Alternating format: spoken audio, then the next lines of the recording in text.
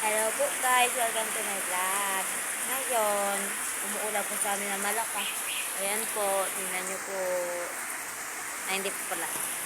Ayan po, dito po lang baliktad. Nakalimutan po. Ayan po. Ngayon, may naisip na rin po akong kalokohan. Ngayon, ipaprank natin ang aking kapatid na si Cassie. At hindi mo na ngayon po dahil masama po ang panahon. Kaya abangan nyo na lang po. Ayan po.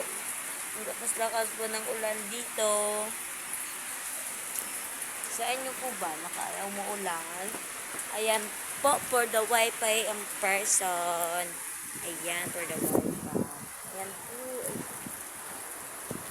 Ayan po. Papasok tayo sa madilim na bahay. Ayan, madilim na.